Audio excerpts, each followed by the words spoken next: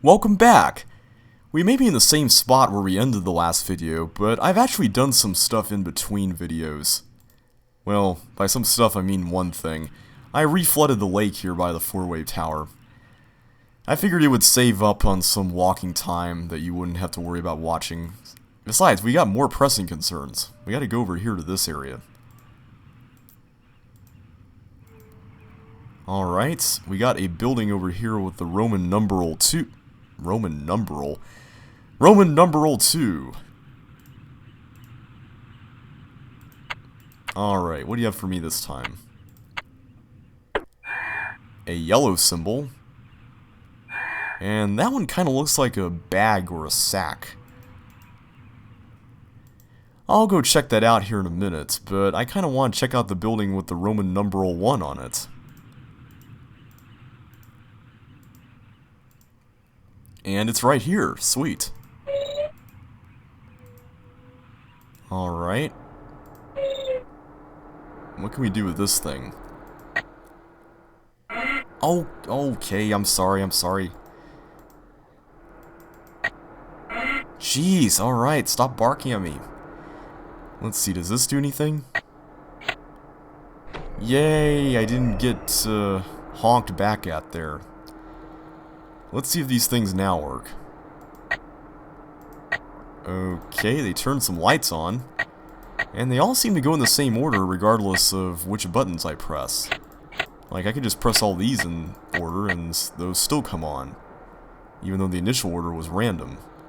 So, does this thing work now? We get a wedge pattern there. Where have we seen something like that before? Well, remember back when we exited the round building from the west exits, we went to that T-fork, and one of the things that we saw there was a panel that actually had the Roman numeral 1. Yeah, I'm going to start using the term numeral from this point on.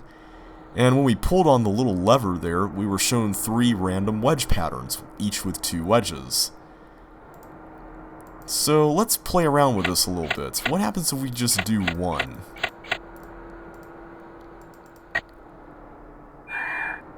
Okay, we get a different wedge pattern. What about if we do a different singular button? Okay, we get the same wedge pattern. What about if we did 2 buttons? We get a different pattern. Let's try another 2 buttons. And we get the same pattern again. Okay, so it doesn't really seem to matter which buttons we press at all up here. All that really seems to have an impact on what wedges are shown is how many lights are turned on, or rather how many buttons are pushed. So let's just keep going down the line and assigning numbers to these wedge combinations. So that's 3.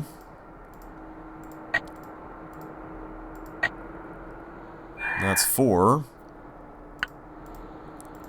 Let's not forget that first button. And that's 5.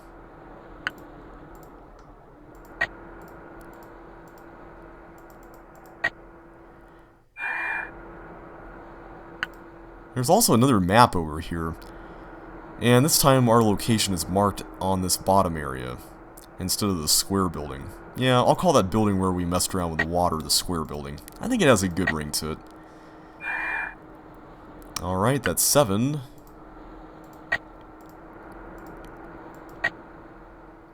8. And finally, number 9. Let's just see if there's one for 0 as well. After all, in a 5-piece pie, having 2 different wedges elicits 10 different combinations. Or highlighting 2 wedges does, rather. And we can't seem to get out of here. Alright, have it your way, room. I'll close down shop.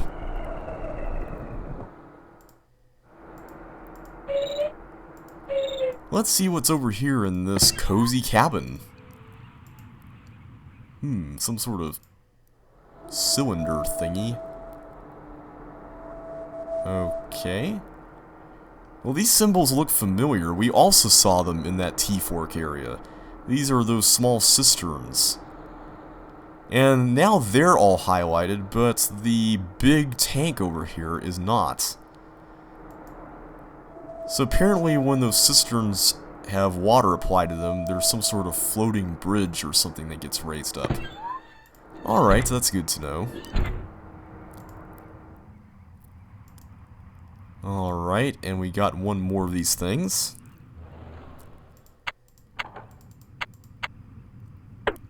And this time we got a red oval with a ribbon symbol. That one's easy to remember. And this place looks familiar, doesn't it? This certainly looks like the area we were looking at from across there. And now we can see that it seems like there used to be some sort of train track over here. But now it's been torn down and that area over there has been all rocked up. We get some sort of map of a bunch of lines going all sorts of places and into these big balls. And then there are these blocks, I guess, with some lightning bolts on them, and together they make 100% with a big exclamation point. And this place is somehow connected to the place with the Roman numeral 2. Well, let's go ahead and check out that building with the Roman numeral 2.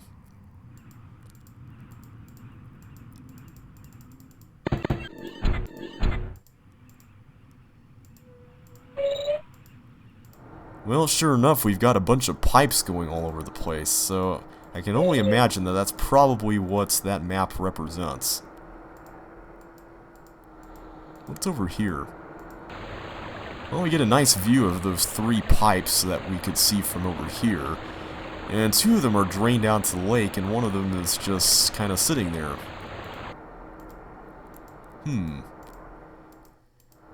Let's investigate more.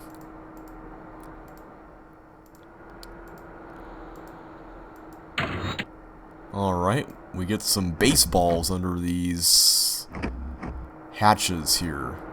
That's pretty cool. And we get the exact same pattern on this one.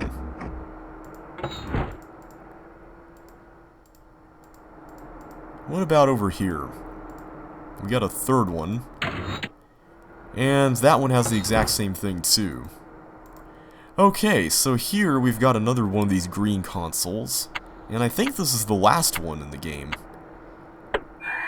Yep, we've got 6 of these things now, and we've also got 6 of the colors as well. So now we've got a bunch of squares, as well as the numbers 1, 2, 3, 4, 5, and 6. And we've got the colors red, orange, yellow, blue, green, and red. Or purple, rather. So what's this whole place all about? Alright, looks like this place is meant to provide power. At least if the lightning bolt that we've been seeing around is any indication. And if that's true, then that might help us with that elevator and that other elevator.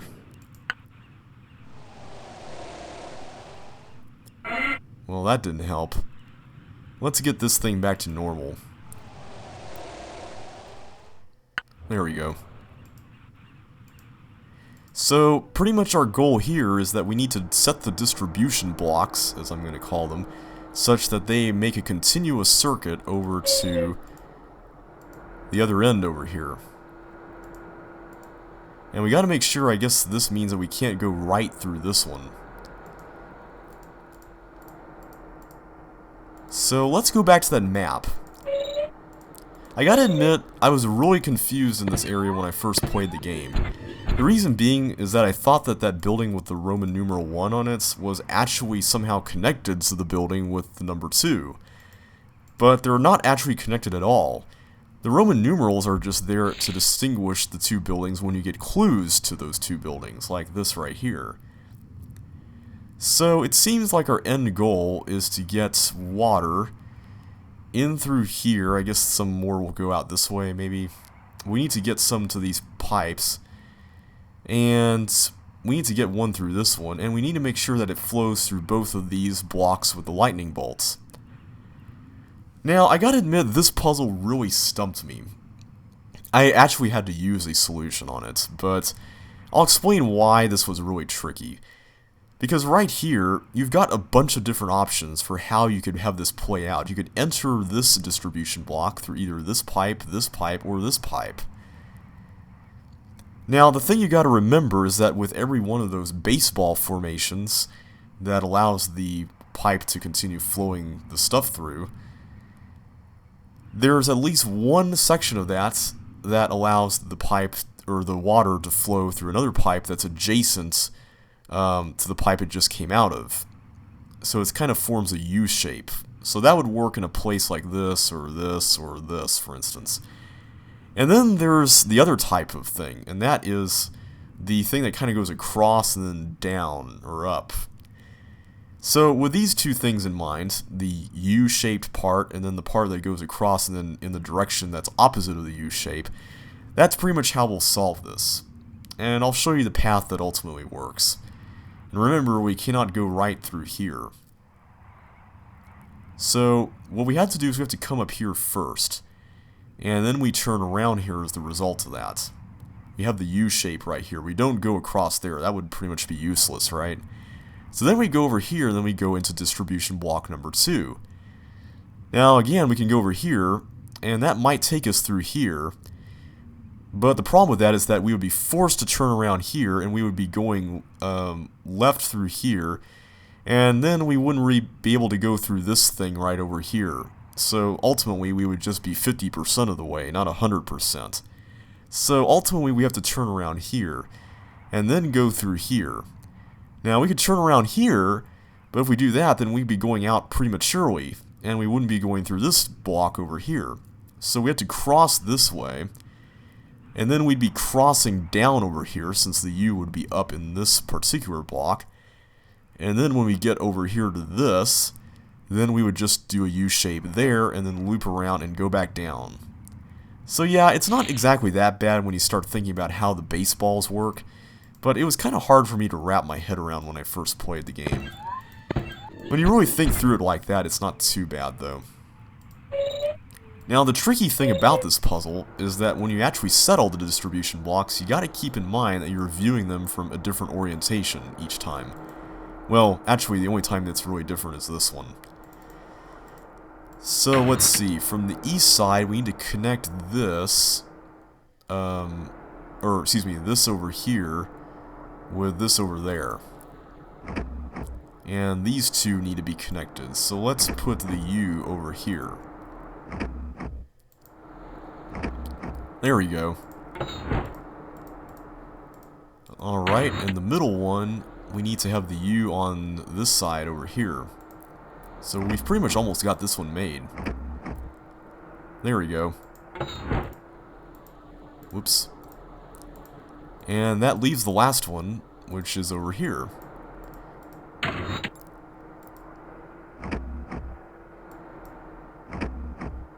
There we go. I think that ought to do it. Well, let's go and see our handiwork and see if that really did anything.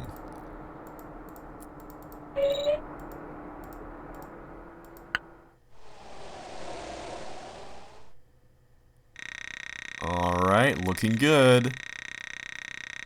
Awesome! The water flows in and we've now got power. Well, the first thing I'm going to try is that I'm going to go back to the four-way tower and see if that elevator over there now works. So remember, we couldn't use that when we first got in here.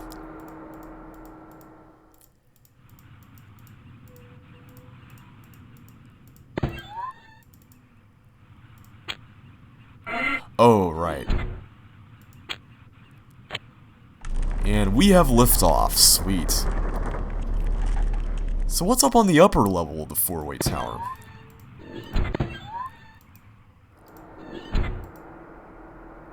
Okay, some very random stuff in here. Let's take a look at this. We got a picture of a couple of boys, and this guy is wearing a shirt with a number 2, and this little guy over here is wearing a shirt with a number 8. And they're holding a beach ball here. And the beach ball goes green, orange, red, yellow, purple, blue. And yes, that actually is going to be important later on. We've also got some flowers over here, 3 red ones and 5 yellow ones. And here we've got something else that seems to talk about that water tank thing that we saw over on the west side. It seems like the big tank is what holds 6,400 units, and we actually saw that when we tried pressing the button. So water can flow through here 4 times, I guess? Well, we'll check that out here in a little while. Let's see what this is all about. Simulation. Okay. So these toggle between black and white, and these things toggle between different shapes that are black. Interesting. Alright, so those are all black, and those are all the white ones. Now, one thing about this game that I didn't really catch on to the first time I played it, normally when something says simulation, that pretty much just means it's a clue for something later on. Where have we seen something like this before? Whoops. This keypad thing here looks exactly like the things that we've been seeing all over RHEM in those colored consoles. Well, actually, I'm going to try the combinations that are written up here on the wall. Looks like somebody went to all the trouble of writing them in different fonts.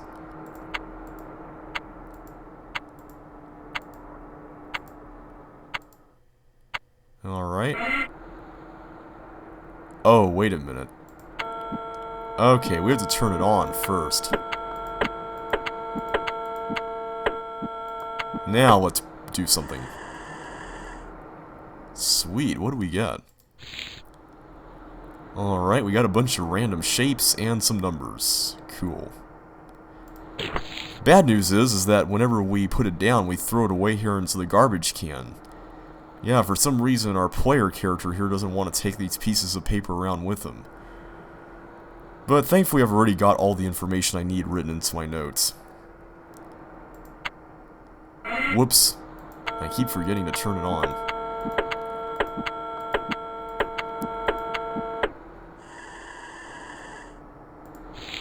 And this one shows us what appears to be a silhouetted version of the 2 boys that we saw in the picture over there. And they've got 4 doohickeys inside them, which is kind of disturbing when you think about it. Well, there's one other combination we can try out here, and that's what we've been seeing on the control panels. Oh, when am I ever gonna learn?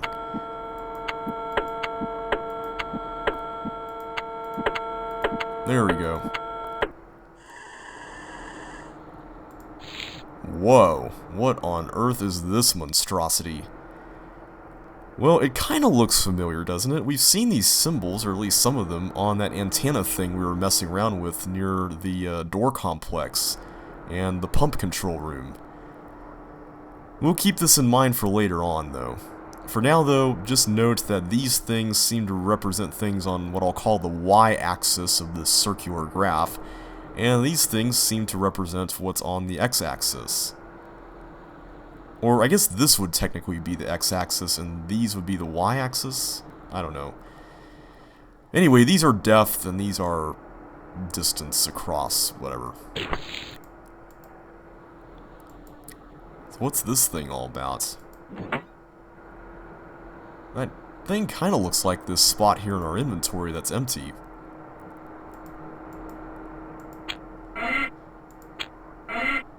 But we can't do anything with this. There we go. Hello, my name is Kalis. By the time you see this message, I will have been long gone from RHEM. I don't know what brought you here or whether you will be able to return to your world. So we're in a different world? But in any event, by now you will have seen some parts of RHEM. Maybe you will have come across other people who have been stranded here. Well, we did. While it is difficult enough to get to RHEM, it is even more difficult to get away from it. No kidding. If fate has kept you a prisoner here, I can offer you the opportunity to return to your own world. But I will need your help. Let me explain. I haven't seen my brother Zettius since I left for RHEM many years ago.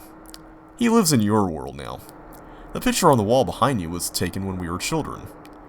This and another picture in another building in RHEM are the only keepsakes I have that remind me of my brother. And even though unnecessary comma. I cannot return to his world and yours. I have to contact him. In RHEM is a letter I have written to him. Because I didn't want it to be read by the wrong person, I tore the master copy into 4 parts. Each of the fragments is hidden in a different place in RHEM. Find the parts and put them together on the machine right next to this monitor. If you help me get this letter to my brother Zacchaeus, I can help you get back to your world. Good luck! I'll see you soon. So yeah, this is pretty much the extent of the story in this game.